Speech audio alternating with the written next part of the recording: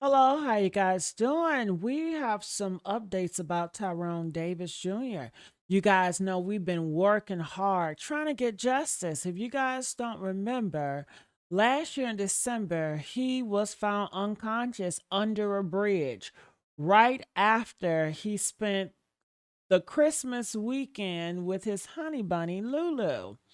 And people felt like she was the person behind it. They said that, they were arguing really bad. And before they were arguing in the car the whole weekend, they were arguing at the hotel at the camping site they were in that he booked for her.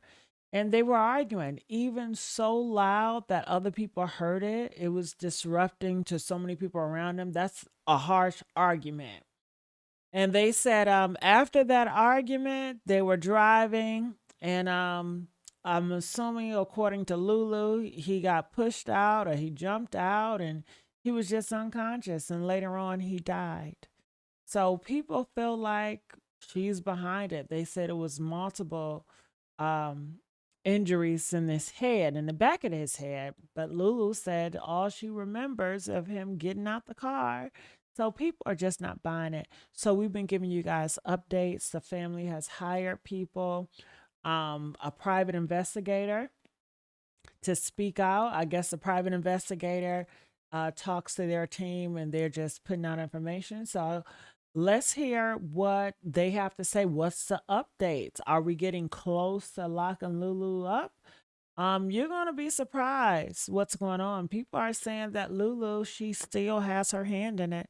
She is still associated with higher authorities that is helping her conceal all the evidence. All right. People believe that Lulu didn't do this by herself. People feel like it's a group of people that took Tyrone out for whatever reason. So let's like, share, subscribe here at Criminal Villains and comment. Good I love to morning, read your almost comments. So make sure afternoon. you share this video. So Let's I get want the to take update out. All right. a few Check minutes this update out. to give a quick update in the Justice for Drug case. There will definitely be more to come after this after the information we received, but I wanted to share where we are. So yesterday evening, we got to follow up because we all have been waiting for the response to these records requests. We've gotten records from everybody else but Gainesville Police Department. I followed up. They're supposed to move the stuff ahead. The family followed up. And then they stated, oh no, it's still another 200 or something. So mind you, we paid for these records over 30 days ago. I followed up again a few days ago. So they responded when I followed up stating this has been more than 30 days. We did our particular part. So they have responded with a lot of the stuff, still not everything, but a lot of the stuff. So first, I'm clear. The things we're adamant about, we still don't have, which is Kiara's interview, which is 4 hours. And it is my belief, so this is Shanae speaking, that they are holding stuff like that back because it is going to blow apart. We've already been said. I literally was talking to a family member this morning, and all I can say is the way they have gaslit this family is mind-boggling, and I'm in awe. It's the same thing with all this voting rights stuff. It's like I knew it. This is what I stated. This is why we were asking for the things we were asking for, but to see it in black and white, it really makes it real. I try. So phone records, which for us is a big deal because not only that, it tracks the communications, it tracks what we believe that we know, it tracks who she. So we don't, like I kept saying, we're not going with innuendo and allegations that are not so. Literally, this family is rooted in facts. That's all they want to know. Is number one, was a thorough investigation done, and the factual information. So why are the phone records not included? Mind you, we've asked for every single thing in this file. So they're going back to ask for this again. And they keep talking about the body worn camera. So what is interesting is you talk to her and don't have dash cam footage, but you talk to her when you have your vehicle. Typically, you're supposed to have that active while you got your body worn camera footage, even when we're talking at the scene. How is there no dash cam footage from the scene? there should be dash cam footage from the scene so that you're capturing all the things that took place, because there's a suspicious situation that has actually happened. My mind is just, what they say, my flabbers are gasted. So we keep going. As we state, these are the things that we're still waiting on, we still don't have. And they keep saying that there's 17 hours of redaction. What are you redacting? The victim has passed away. There is no information that it identifies, like people's addresses and stuff. If it is, it don't take this long. This records request is from back in February. We are now in May. So I want to state that and be very, very clear. Things that have stood out already. And mind you, we just went through some of this stuff this morning. So that means we got to still go through it with a fine-tooth comb. But the immediate things that actually stand out that I wanted to get into and share. Number one, when they talked about the warrant. So they got the warrant on the basis of they believe that it was a homicide. That is the reason that they cited for the warrant. Not because of an accident, not because of something suspicious. They got a warrant for suspicion. It says all of which, let me read it from the beginning. So let me start there so that we know that I'm reading what was actually stated. They, in the name and by the authority of the state of Florida, to all in singular, the sheriff and or duly constituted deputy sheriffs of Alachua County, Florida, and or detectives and or law enforcement officers of Gainesville Police Department, the Florida Department of Law Enforcement, and other special agents of the United States Drug Enforcement Administration and special agents of the United States Bureau of Alcohol, Tobacco, Firearms, and Explosives, and or any of the duly constituted agents. Whereas a complaint on oath and in writing supported by affidavit has been made to me, the undersigned judge of Alachua County, Florida, by Detective Stephen Dose, or Dose, whatever his name is, a law enforcement officer employed by the Gainesville Police, was just first duly sworn, deposes and says that he has reason to believe the laws of the state of Florida have been violated and are now being violated, and there is now being kept in or below described vehicle certain evidence, fruits, or instrumentalities of that crime to be found in or on the following described vehicle located in Alachua County. So it describes the vehicle. It says that the vehicle was searched at the police department. And so they tell them how to reach to that. They got pictures of the outside of the vehicle all the way around.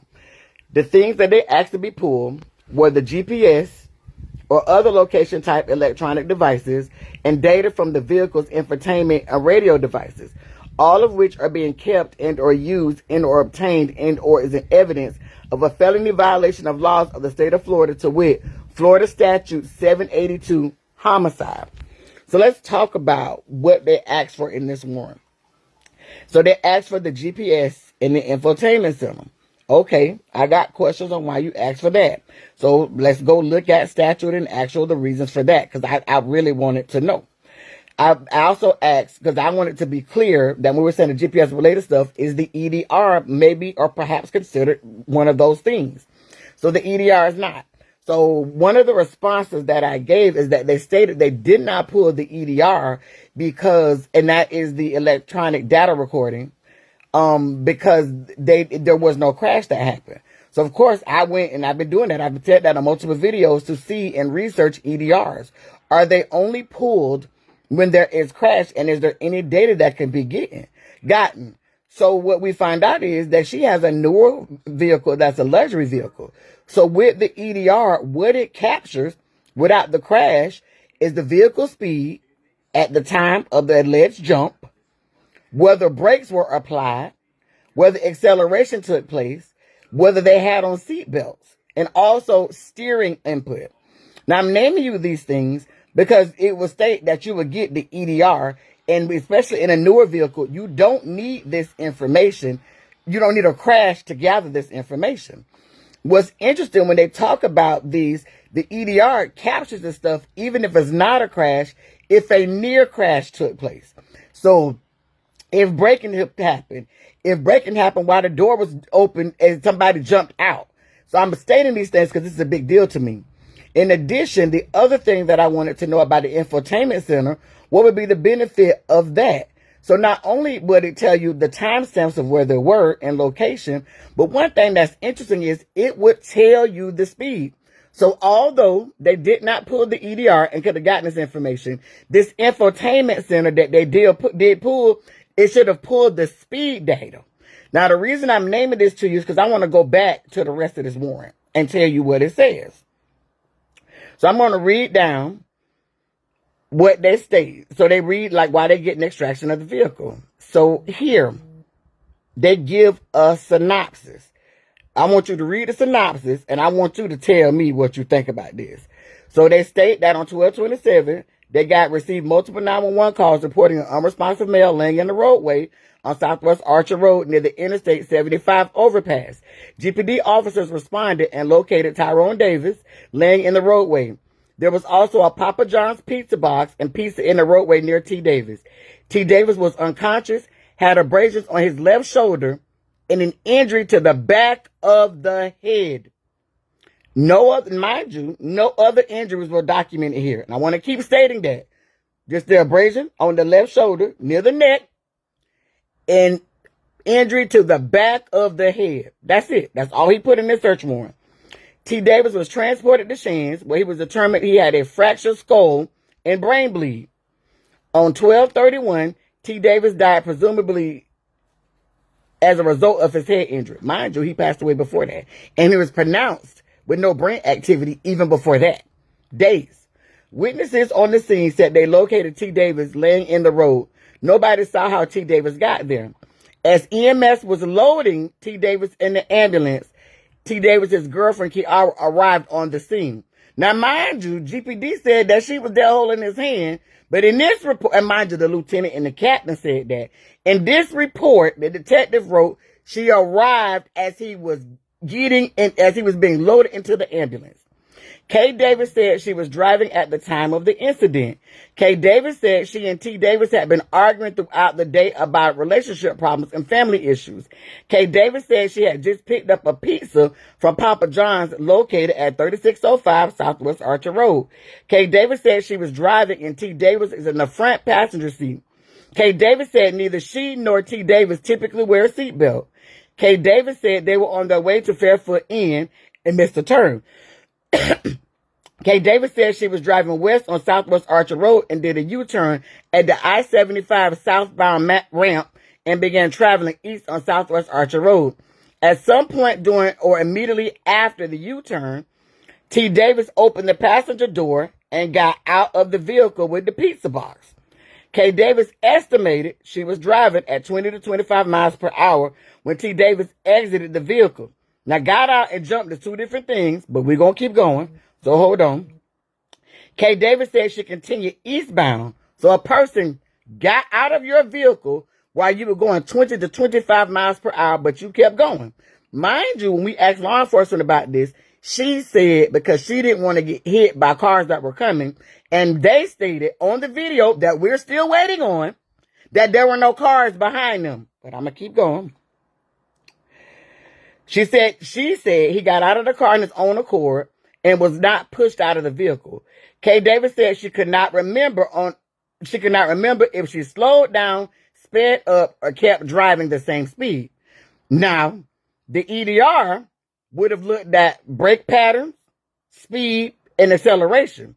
So wouldn't it have made sense to pull the EDR if somebody jumped out of a car or got out of a car, since we playing with words, at 20 to 25 miles per hour, where it would have captured that? But let's say you didn't pull the EDR because they claimed that they didn't, even though they told people that they did. The infotainment center was supposed to have gathered the speed. You told us that she went to AT&T, which was in correction with the T-Mobile, but wouldn't you have told us the speed she was going and whether the infotainment center verified if the car had stopped when he got out of the car, or if the infotainment center had verified that the car was going 20 to 25 miles per hour? Why don't we have the infotainment center information either? So I'm going to keep going. We got all this stuff they provided, but we don't have the phone records. We don't have the infotainment center information. We don't have her interview. We don't like the stuff, the meat and potatoes we still ain't got it for a public records request that was done in February and we're in May. But I'm going to keep, in a case that you stated was officially closed on March the 12th. But I'm going to keep going. So she don't remember if she slowed down or kept driving the same speed. When T. Davis opened the passenger door, K. Davis added that when she and T. Davis have argued in the past, they would stop the vehicle and one of them would get out. Whoever would be driving would drive a short distance and the other would walk back to the vehicle. Now, mind you, in their other stuff, they say that was disproven. That's not a thing, but we're going to keep going.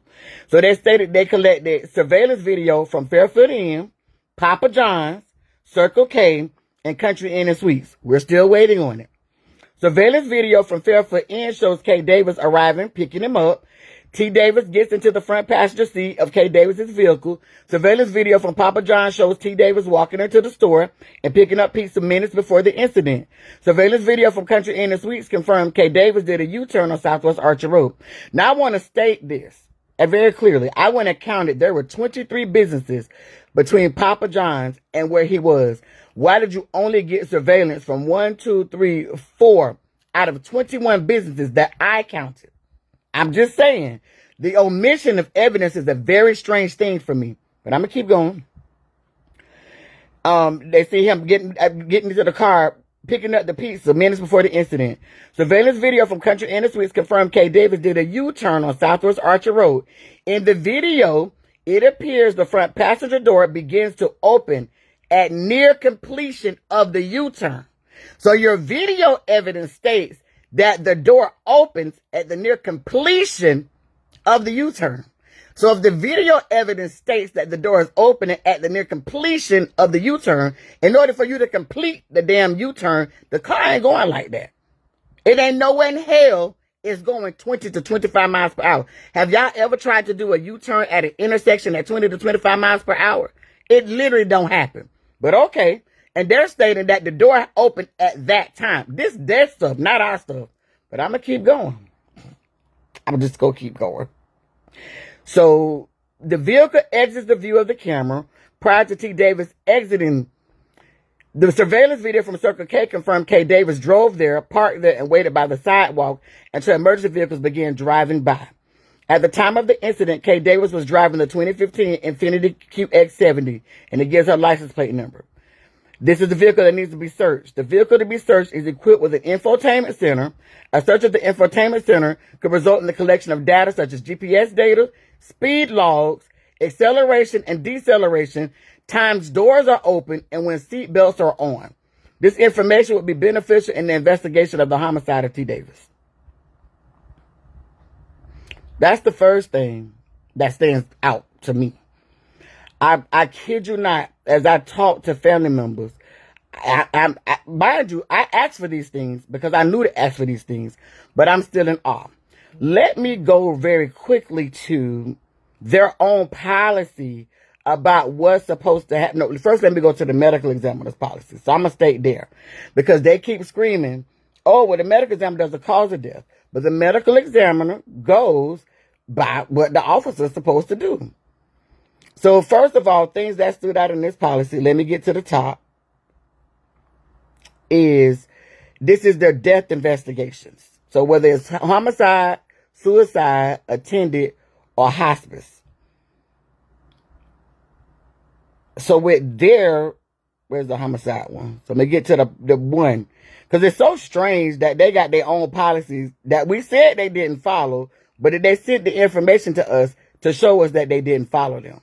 So in this one, let me state, so with the medical examiner, there shall make a determination to the cause in the following incidences: criminal violence, accident, suicide, suddenly when it impaired good health, unattended by a practicing physician, in any prison or penal institution, in police custody, in any suspicious or unusual circumstances, poison, disease constituting a public health, disease, injury, or toxic agent resulting from employment. So it keeps going. So with them, they have the authority over the body, but the duties of the law enforcement officers is to, and members assigned to a death investigation shall give the medical examiner evidence that may result in identifying the cause of death. I want to name this because the medical examiner, as I read your reports before, emailed them over and over and over again. We need video. Do y'all have this report? Do y'all have that?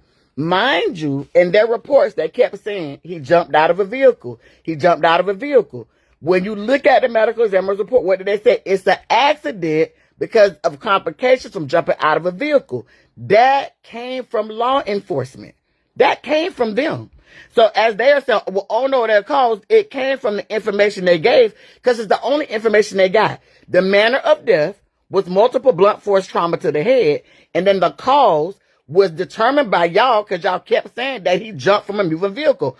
Although everything that y'all are presenting does not support that. The only place that it came up that he jumped from this moving vehicle is Kiara. The evidence does not support what Kiara said. So why did they peddle what Kiara said? It is beyond me. But I'm going to keep going. Then in their other policy, this is the Investigations Bureau policy. So one thing that stood out, case screening. To ensure that cases with the best likelihood of being solved or investigated, the Investigations Bureau shall maintain a case screening system that assigns cases based on solvability factors. So now we got to find out what those are in Chapter 4 of their manual.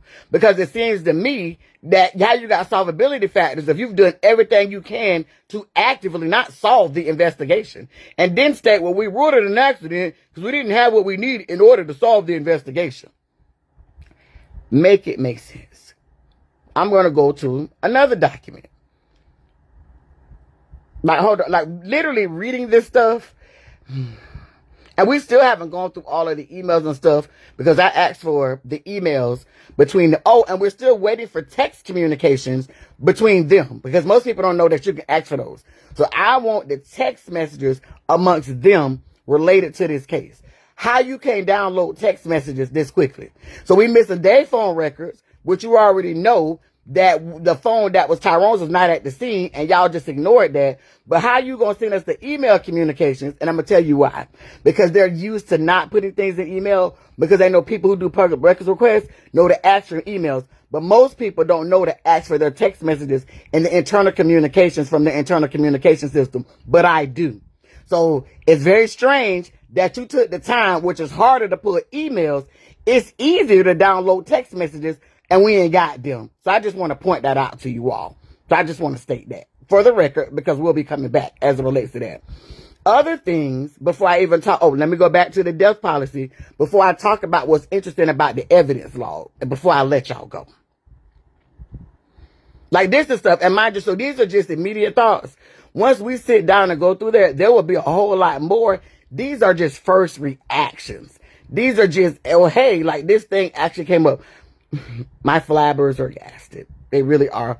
Hold on. Come on and load. Because I want to talk to you about the death investigation because their own policy. They did not follow when I kept saying secure the scene. In the investigations, they did not follow, wrong one. They did not follow their own policy. Let's talk about what they should have done as it relates to when they came to the scene. So even if it was an accident, let's start there. They were supposed to request emergency personnel to verify, that's what it was, list the name of the person pronouncing the death. They're supposed to notify forensic crime unit and criminal investigations. They were supposed to secure the scene. They didn't.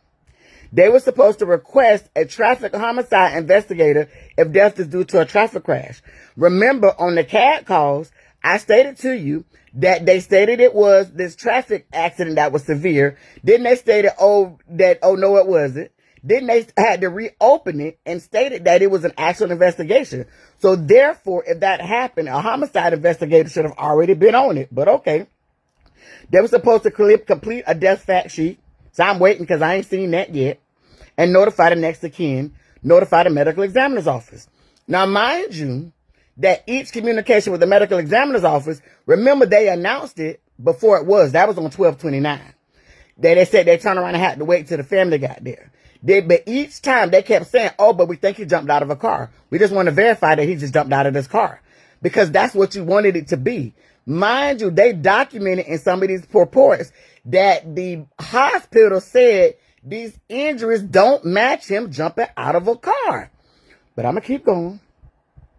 Then the other part of it, I want to find where they state, like, if it is like a homicide, the things that they were supposed to do. They did not do these things. They violated their own thing. Oh, so this part, they're supposed to obtain the names of the medical personnel at the scene. They didn't do that. I ain't seen that nowhere and none of that stuff. We know the medical personnel at the scene because we went and got the CAD calls and got their documentation. They did not do that. They're supposed to clear the scene of any immediate area of any unauthorized persons. We see on video that the police just standing there while it is the witnesses that's administering aid. They're not doing a damn thing. They're supposed to safeguard any evidence at the scene. We know that they didn't do that because the family went 2 days later in the pizza box, which is evidence because it's named in her statement. It was still at the scene. They're supposed to leave the body in the original position whenever possible. Did not happen. Like, this all the things. These are all the things. It's more to it, but those are the immediate things. Now, let's talk about this evidence log. Because I asked for the evidence log. I asked for a retention. It's a lot of stuff. So, I don't see the infotainment evidence that was collected from there in on this log. So, that's one of the first things. The other thing is, on the evidence log, it tells you how long stuff has actually been in evidence. What is interesting is that the cell phone was given to next of kin more than 110 days ago. So that was almost immediately. And it says evidence to the next of kin 110 days ago. And that was 110 days from April the 27th. So I'm actually going to count back to what exact date that actually was and come back with y'all. But what also is interesting is that his wallet and cash was given to the next of kin just 39 days ago. So you gave a cell phone, which should have been a part of evidence, up almost immediately, but then you kept the wallet and cash. But then in the photographs that you see of Kiara's car, the cash and the wallet are on her seat. So did you let her keep them and then get them back later and then give it back? Like, it's so many questions. And then the gun from April the 27th had only been in evidence it's still there now for 19 days.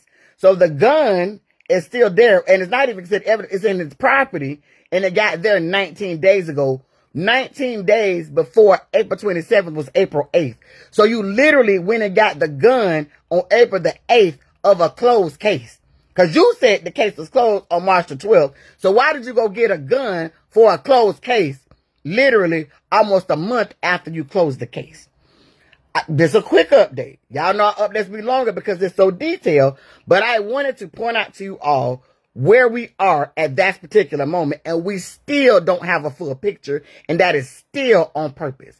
I want to also state that I responded to the captain's little hot ass email about when she stated that it don't fit criminal negligence. And it don't fit these particular things.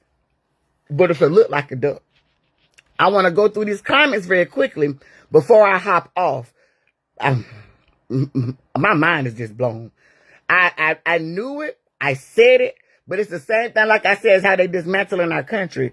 It's like when you know it, but it's so weird to say out loud. It's so weird to see it. And then what's so strange about it is how they got an attitude.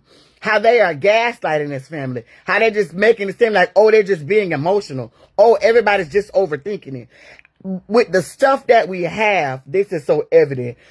Why are you holding the text message communications between y'all? Why are you holding the phone logs and when you downloaded the phone so we can't see them? Why do we not have the infotainment information that should have told us the speed at the time? And I'm inclined to believe, and this is my opinion at this moment till we get the information, it is because it's going to show that the car was not going at 20 to 25 miles per hour. And if that means it blows everything apart, which we already know it does. So literally what we've all been stating is going to be that. And they know that. Because why you come off of everything else, but the stuff that we can see for ourselves. Because right now, we're depending on what you all documented that don't make sense. So if we already know the documentation don't make sense, by us watching the video camera recordings, by us watching her interview, by us seeing it in black and white for ourselves, where you didn't go document it, we can see the backs and forth communications, we can draw our own conclusions. We can surmise what this is. So all of those things, you're still holding on to, understanding we're not going anywhere. And we're not going back down. So you can drag this out thinking that, and that's why I keep telling y'all, it's about persistence and consistency. They like to wear you down and say, oh, I'm tired of aggravated, let me walk away. And you can't do that. You can't do that in this case. You can't do that what's happening in our country. You can't do that in your personal life. You got to unlearn walking away from things because they're frustrating. They use it as a tool to control you and harm you and make it so you don't do nothing about it. I don't give a damn if this is a journey from a year from now. We're going to be on their necks and on their asses till we get the rest of the stuff. And whenever they provide it, you don't provide nothing else, we're going to go back and we're going to keep asking for it. Over and over and over again until we get it. And I'm going to keep pointing out how it don't make sense because it looks like you would want to give it all up to get us out your goddamn face. Because that's what I would do. Let me give them this shit so they can go on. That's what I would do. But ask yourself why you wouldn't do that. So then when we're protesting, then when we're across social media, then when we're dragging them, you got an issue. Then when we emailing, you're taking weeks to respond to emails that it shouldn't take that long. We putting 5 and 6 and 7 people on the emails. Y'all ain't got that much going on that it's taking that long to respond to an email. And the deal is this. Good leadership often is acknowledging, you know what? We fucked up. Let's go fix it. This family has been very clear. All we want is a thorough investigation. This investigation was not thorough, and we know it because it doesn't make sense. And we know it because they keep holding on to important information. That's the point. The PI was very clear at our first meeting. He said it is clear that they had confirmation bias. And so every bit of information that didn't match that, they ignored. And any piece of information that they thought validated what Kiara said, they rolled with that. It is absolutely evident. How do you ignore the medical experts that say that this don't match? How do you ignore that the medical examiner still had questions before they would make a ruling? They was like, we need more information. Can you send us this? Can you send us that? How do you ignore these things? How do you ignore that our story actually did change? How do you ignore that his girlfriend was not there with him and put up on the scene? And the witnesses said she was more about trying to get her story straight than make sure her man was okay. And mind you, we know this from the witnesses, but this is not documented. You documented how the family felt. You documented how they had issues, but you didn't document that the witnesses said that the only person that was with him didn't act like a girlfriend normally acts, but you documented how the family felt. Make it make sense. So had you not documented, and tried to make it seem like the family was emotional, I might give you a free pass by not documenting that the Kiara didn't act like a girlfriend that was worried about her man. But if you took the time to document that from the family, how you don't take the time to document that? How are you talking to people at the scene that is deemed traffic in the very beginning, but you don't have dash cams on? How you don't secure the scene? Like, I be having so many questions. I know the questions don't have answers. Everybody need to be held accountable, but they're not going to be held accountable because this is what I keep trying to tell you about law enforcement that y'all keep trusting and keep saying, well, the police supposed to keep us safe, but they don't. They don't. They don't keep black people safe. They criminalize black people, but even in our deaths, they don't keep us safe. Even in our deaths, they don't protect us. Even in our deaths, they don't humanize us. The fact that they done been over backwards. Oh, he jumped out the vehicle because they had a history of that. They'd have been over backwards to paint every picture they could about this man. And the only picture that needs to be painted. 2 people came to Gainesville. 1 did not leave here. And the way they left here was in a body bag. That's not okay.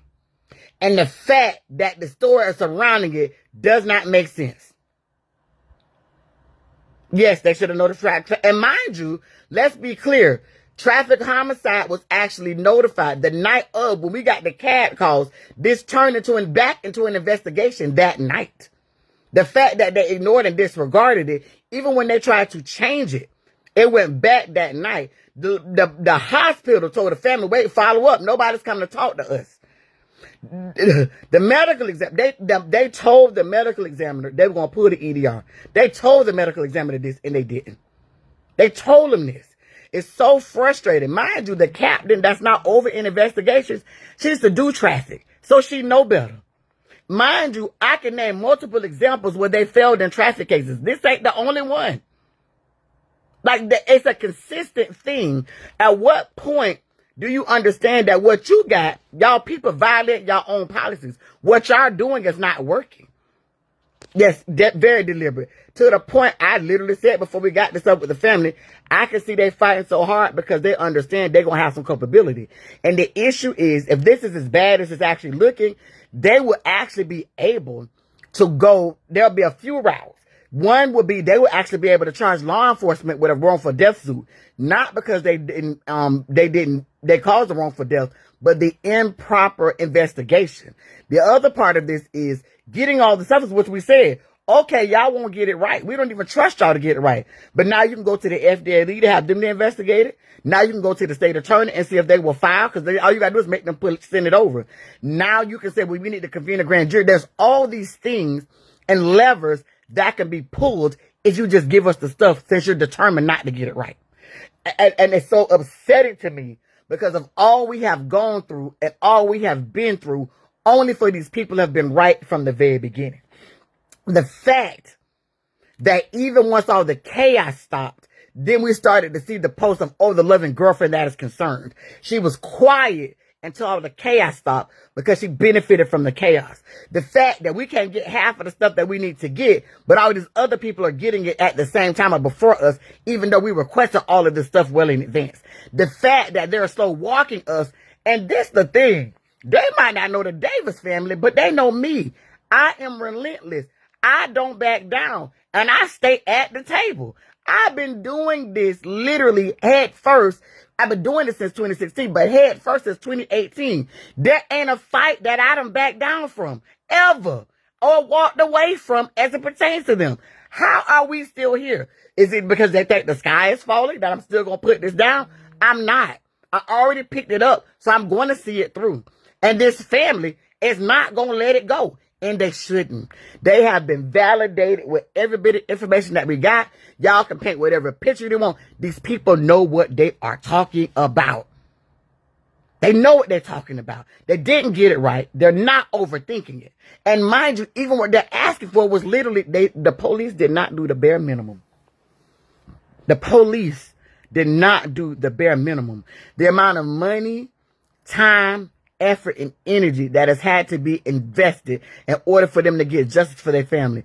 Think about all the other families who don't have this level of connectedness, who can't even withstand all the things these people have done, and how you're trying to go dig up people's lifestyles, and all this is so much that they've had to endure while trying to grieve for their loved one and trying to figure out what happened.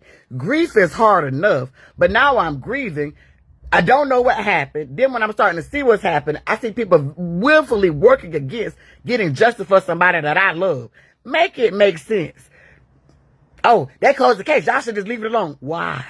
Why would they? Why would that actually make sense when all the information in front of you states this ain't right? Why would you just allow that to stay out of there and just live your life saying, you know what, they did this to somebody I love, and I just allowed it to be?